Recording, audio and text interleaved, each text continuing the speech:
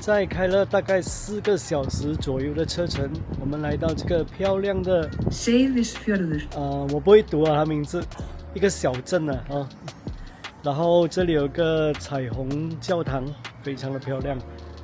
然后今晚我们就会在这边留宿了。等下就带你们看看我们的车，我们的露营车。OK， 这辆就是我们的露营车。今晚我们就会睡在车顶上面。然后呢，这个是什么牌子？这个叫做Dacia。其实我也不懂什么国家的车啦，只是在冰岛呢，到处都是这种车。我想可能是法国车吧，因为它的车窗是雷诺的。然后这是一辆4轮驱动的车子，因为在冰岛的路并不是全部都是那个柏油路啊，它有一些路段是那个跟这种沙石一样的路，所以4轮驱动会比较安全一些啦。接下来我要show你们怎么去开那个车顶。首先把这个拉下来，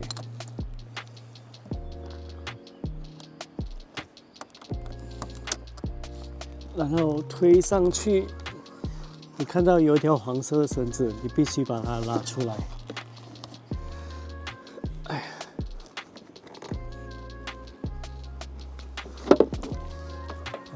必须把它拉出来，然后就把这个推上去。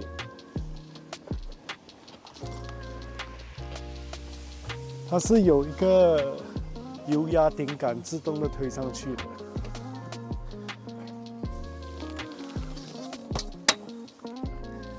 接下来把这个梯子打开，把这个东西转过来，然后它就可以伸缩了。然后一定要把它转回去，这样它就可以固定一个高度。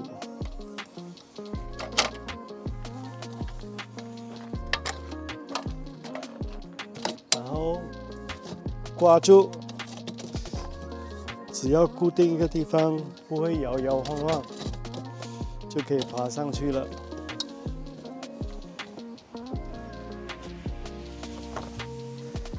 这里就是帐篷的空间，可以2个人睡了，足够的空间。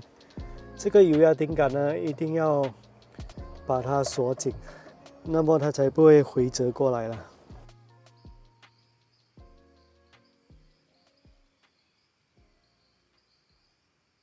然后呢，你看到这个帐篷，它有2片东西吗？就是一片要让它在外面，一边在里面，这样那个风就不会吹进来。OK， 然后我们有睡袋，睡袋呢我们是自己带来的，然后我们还有一个电热毯，就是用 USB 的那个 Power Bank 就可以让它有一些温度了。租车公司是提供这个床垫、床单它给我们2个啦，可以替换，然后还有枕头2个。这里有一个网可以放东西，还有一个灯，可是现在灯是没有用了，因为现在冰岛是夏天，一整天都没有天黑的，整天都是天亮的。就是可以放一些 jacket 啊，一些东西在上面啦。OK。住在帐篷，它的那个温度比我们想象中的会温暖一点。假如是外面很冷，这边可能它会少1-2度啦，因为它是密封的嘛。加上我们还有睡袋，假如在里面这样是没有问题的。也就是说，外面的天气如果是3-4度，我们都还可以打鼾呢。有一个很麻烦的地方就是冷天嘛，就是一直要尿尿，你要爬上爬下是非常麻烦的事情。而且你睡觉的时候，你会把那个冷衣脱掉，然后你要下去，你要再穿，然后再穿鞋，是非常的麻烦的。所以呢，我建议啦，假如你有打算要租这种类似的露营车，你可以考虑带包大人那个尿片来，会比较实际，真的会很麻烦哦。OK， 然后这里你看下去，其实也是不会很高啦，大概是一点多米咯。哦，你看那个风景多么的漂亮。OK， 接下来我要去煮晚餐了。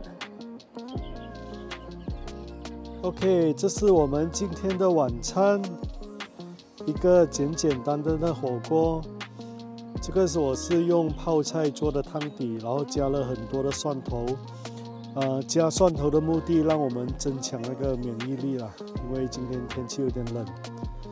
然后那个是猪肉我走半熟，然后接下来会用汤把它烫熟，有一点面、葱花，还有 broccoli 这样子，还有一些火腿跟鸡蛋，就是非常简单，但是也是非常温暖的火锅。你看，我们在雪山下面吃火锅，你看，讲话都冒烟了。现在差不多晚上9点了，可是天气非常的亮。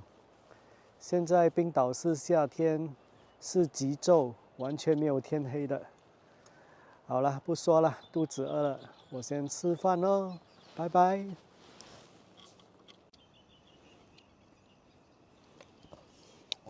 可惜他们没有卖涮肉啊。